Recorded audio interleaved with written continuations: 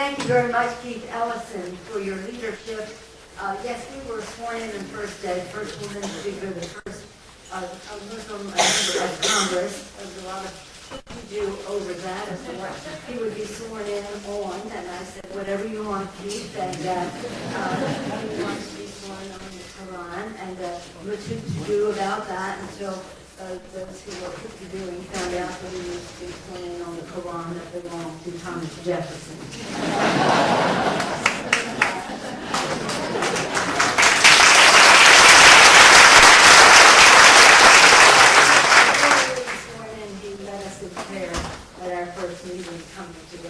So he's been in the lead for so many reasons, and his leadership serves this issue that we're gathered here to discuss very well.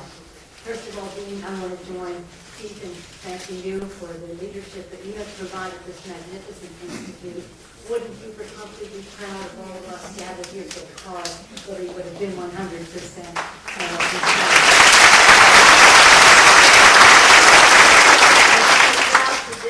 Hubert Humphrey and of the great nation of our country. I'm very proud to be here with my colleagues, Keith Ellison, who I'm in a moment, Tim Walsh, and I just had to follow at the American Legion to speak. He, the longest serving non-officer serving in the Congress of the United States. He got the biggest hand of the weekend so far, another week so far. By all reports, there's a great leader in Congress, brother by another mother. That's what they say about Betty McCollum, sister by another mother. Participating with General Shinseki right now as part of the American Legion festivities, but she sends her regards, and I know that Peter Frost is here representing her office, and that they've worked very closely with many of you on this very important issue. So I want to acknowledge the leadership. I'm going to use my time just to thank and acknowledge those on the panel and all of you, because I want to get right to you.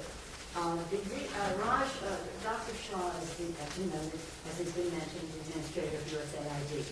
Several days after the Congress adjourned, I called a meeting of members of Congress. Now, Congress has been adjourned for 4 days, usually nobody is around. But all of us have been tormented, our consciences challenged by the pictures of these children in the paper. But when we were in that debate, there was we couldn't even come up for air, much less to change the subject. So I called members together and called Raj and said, can you send someone over to talk to us about what's happening in Congress and the Muhammad African Somali community? He said, I'm coming myself. He came to that meeting, he said, he gave us the label, and he just returned from Somalia and he had a report on that himself. But he did say, we asked him, now we had all a big turnout of members, which was quite remarkable in light of the fact that we wanted to be in session, and all appropriators in a position to be helpful. We asked him, how can we be helpful for ways on the budget, which is a fight, to your language, that is to be an instruction to how we can distribute aid, and he'll talk about that, I'm sure. 3 is the Somali diaspora. How do we communicate more, raise the profile, show the contribution that you are making to our country, how important this issue is to our country, and it's about you. And of course, then the 4th is how we can go there and try to show the concern of our country when it isn't too in the way of feeding the hungry. Obviously, Keith Ellison's work that he's been doing and the ongoing working with the community made it matter that I was 2 weeks ago, was it, that we'll all be here for American Legion. It would be now, and it could only be now because Keith was so ready. And I want to join him in praising not to give sufficient applause to Hashi Shafi, the Somali Action Alliance Executive Director, on the issues today. Thank you for your leadership.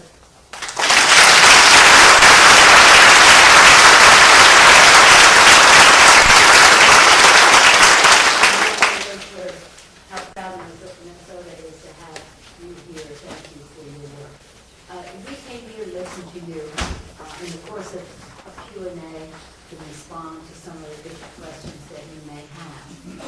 But we want the Somali American community, the American Somali community, to know how we value your contribution to our country, your country, all of our country, how concerned we are, and know how patriotic you are, and how much you love America. I also know how proud you are of your heritage.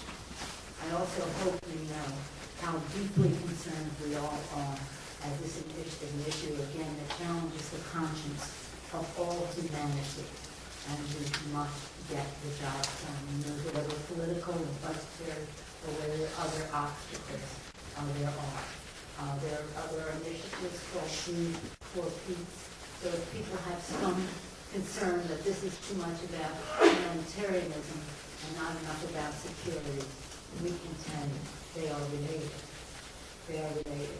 But if our beautiful Ellison began by talking about different faiths, every faith would say that we have a moral obligation to meet the needs. The Bible, Old Testament, says to meet the needs of God, minister to the needs of God's creation is an act of worship. To ignore those needs is to dishonor the God who made us. So for us, this is an act of faith. Thank you all for this.